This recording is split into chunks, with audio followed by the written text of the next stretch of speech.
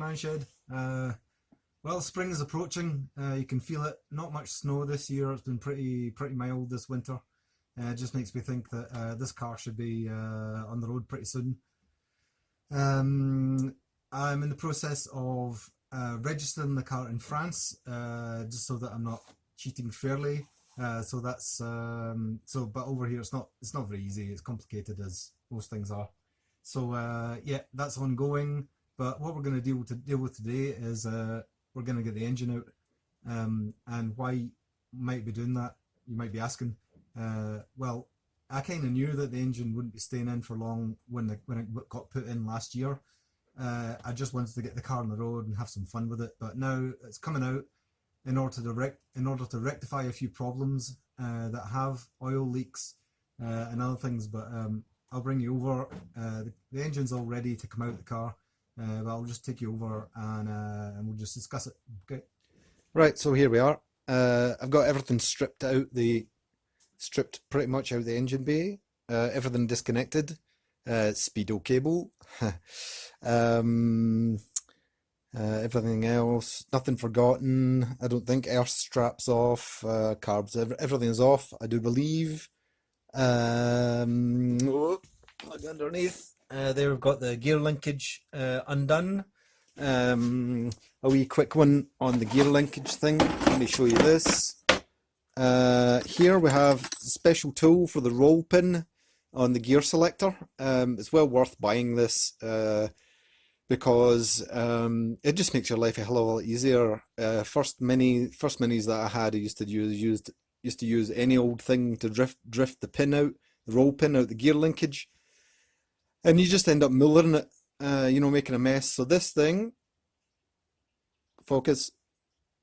Anyway, it's perfectly suited for the roll pin to come out the gear linkage.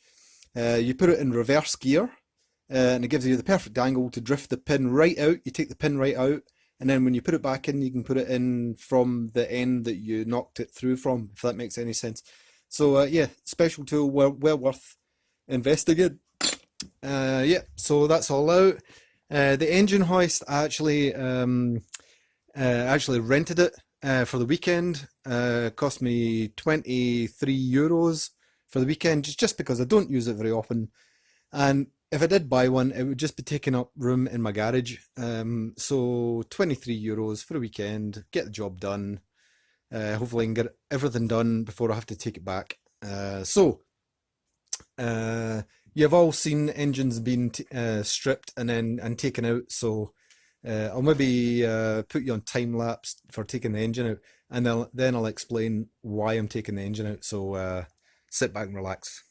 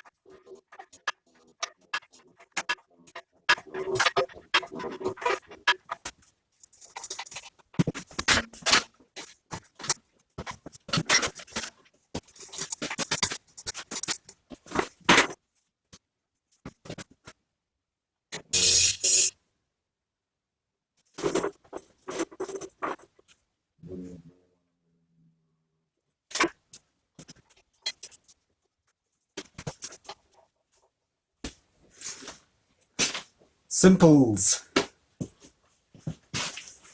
Okay, guys and girls. Yeah, I remember Keith Miller taking an engine out. I think it was Project Sprout, and leaking oil all over the floor because he forgot to take the oil out the engine, and the pots came out the back of the engine.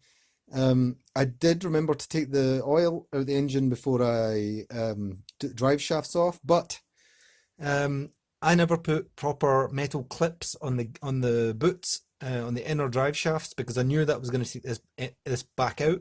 So the drive shafts just slipped out. See, I just detached the top of the hub and lent them forward, lent them out, and the drive shafts pull out just like that. So obviously when I put it back in, I want to I've got proper metal clips for the boots. So let's go. The first problem with this is, if you look at all my lovely Raptor here, if you can see this, it's got brake fluid all underneath it.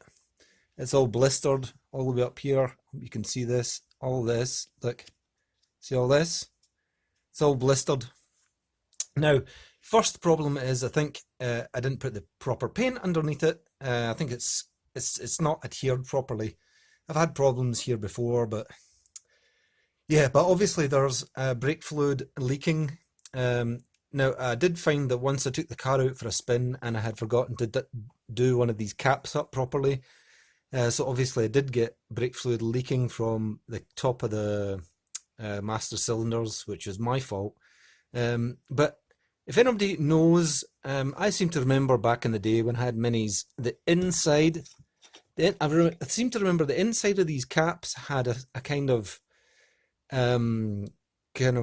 cardboard or cork gasket in the top of the caps. Am I right or wrong? If you know about this, anybody ever, if I'm just dreaming about this, imagining this, I don't know. But if anybody knows that, let me know. But I get the feeling these don't seal very well.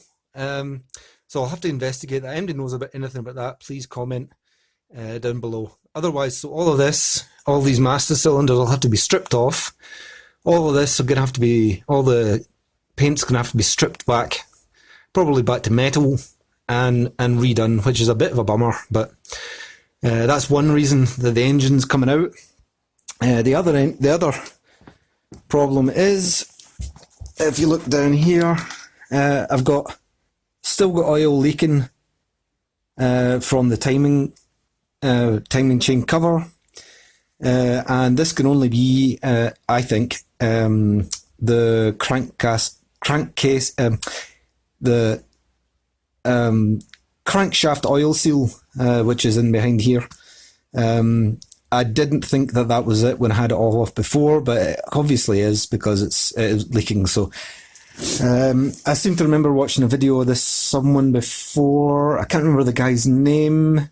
It was him and his son who did a Clubman, really nice grey Clubman, maybe 1275. I can't remember the guy's name, but I remember seeing this before, and they struggled to find out what the problem was, and I'm sure that's what it was. So I'm gonna have to strip all this off again, and I think I've got the seal for it, so we'll do that. And also, I'm almost certain I've had a really rough running of the engine, quite similar to what William Murphy had with his Clubman, and I'm quite sure that I've got humidity in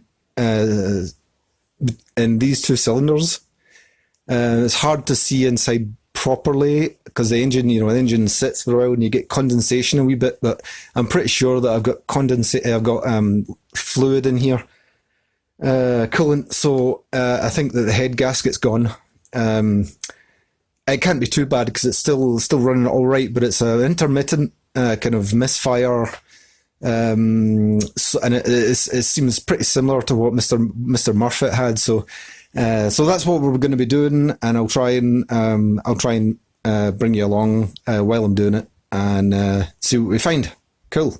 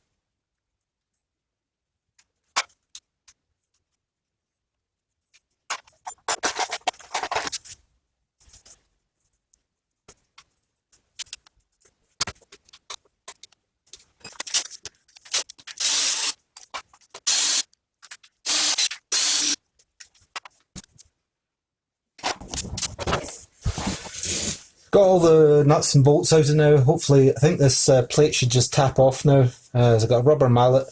Hopefully, yeah, hopefully this should just tap off. Let's have a go. There we go. And off she comes. There we go. With the old gasket.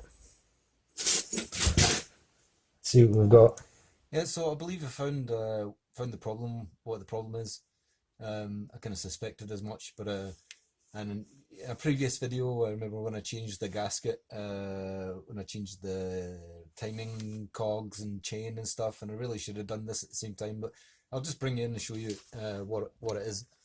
So if you come in here, this is the, hold on. So this is the back plate. This is the back plate for the timing cover. Sits on like so. So on the back of it, this back plate, between the back plate and the block, there's this gasket here, and then you go down to the bottom here. So the bottom of this gasket is failed. It's ripped because it came off when I took the back plate off. It ripped, but it must be failed at the bottom. But you also see at the bottom here, there's a half moon. There's a black rubber half moon shaped gasket. And I can't even get my nail into that. It's rock solid. It must be the original gasket. You know, the car's done, was it done 60 something thousand miles, and the age of it. So it's just rock solid. There's no way that that's holding no oil in there the way it's meant to. So we got the part for that. Get all this cleaned up, get all gaskets replaced, and hopefully that should solve the problem. So that's one problem solved. So let's move on to the next one.